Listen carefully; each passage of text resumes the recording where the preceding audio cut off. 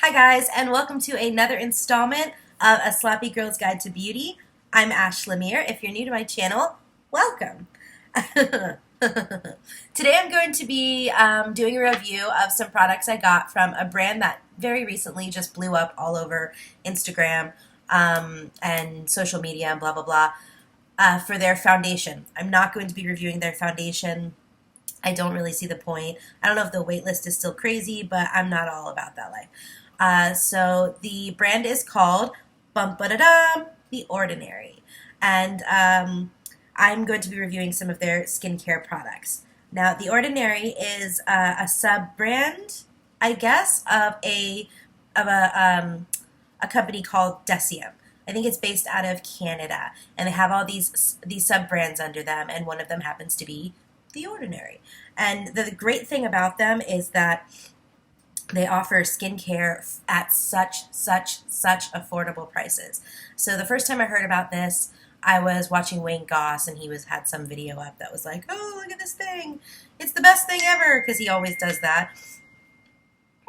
And I was like, "Oh man, like that actually is the best thing ever. That's really, really affordable." And I'm all about affordable skincare because I don't make that much money, straight up. And the money that I do make, I spend on other stuff. And I'm not above dropping some hard cash on some good skincare products. But if I can get, the same price for a little bit lower, I don't know. So anyway, I'm going to be reviewing 4 products. The first product I'm going to talk about is the very first product I ordered from them, and it is 100% organic cold pressed rosehip seed oil. And I think I ordered this maybe like 8 or 9 months ago. And, here, I'll just open it up and let you guys look. So when you first open it, you notice that it's this weird yellow color, and it also has a funny kind of oily, I don't know how to explain it, like an oil smell to it. The consistency is obviously super oily, but it is considered what's called a dry oil, so it's not going to leave your skin feeling oily. So I have really dry skin, but if you have oily skin, it's not going to feel like you just poured, olive oil all over your face. It's going to feel kind of dry, and it absorbs pretty quickly. I've been using this for about 8 months. I don't know if you can see inside the bottle. I've got like a little under half left. And what rosehip seed oil is used for normally is for calming down redness in your skin, which I'm always going on and on about, and improving texture and just, feeding your skin nutrients and making it look nice and, full. So I don't use this one as often as I used to, mostly because I don't really see that many results aside from texture. When I apply this at night, because this is a PM serum, when I apply this at night and I wake up in the morning, I do notice that my skin is substantially smoother, but it also could just be because I put oil on my face, and oil always smooths out your skin. So I'm not 100% on the cold pressed rosehip seed oil.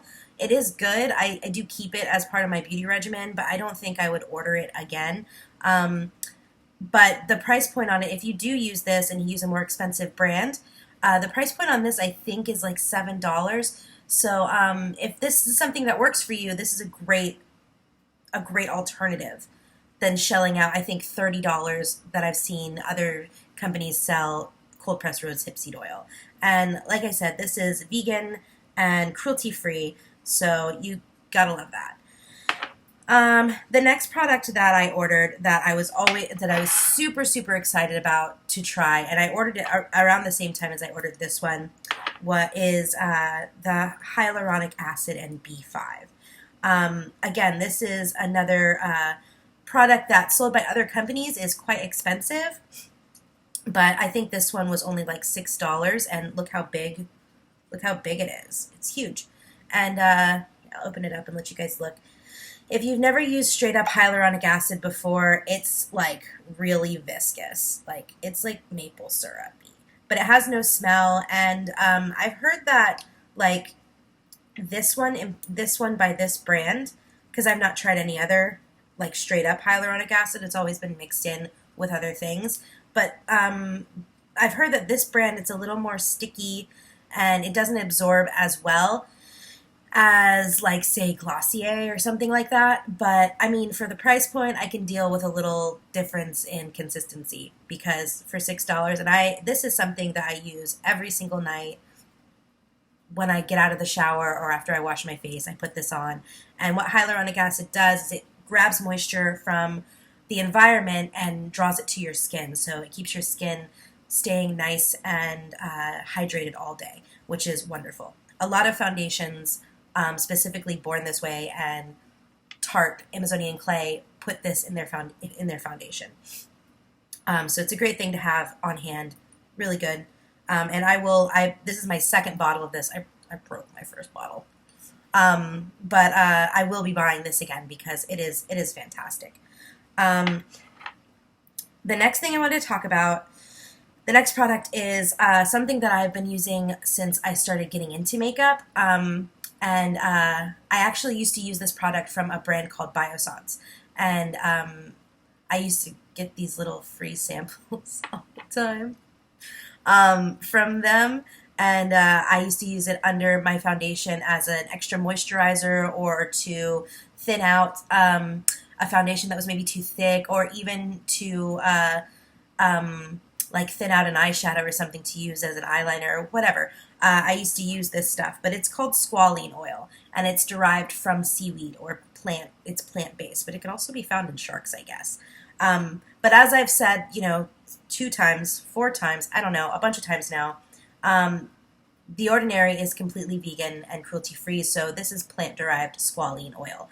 And squalene oil is awesome because, I don't know, it's a moisturizer. First things first, it's a moisturizer.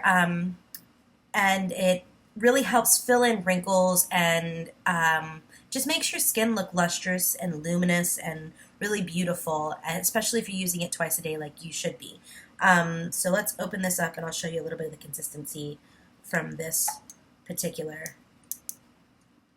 serum. So this serum is quite more oily than the rosehip seed oil. It doesn't have a smell, but it does absorb really well into the skin. So when I put it on, I only use just the tiniest bit, on my high points. Let's put it that way. And I rub it in, and it doesn't leave it's another dry oil, so it doesn't leave your skin feeling oily or gross.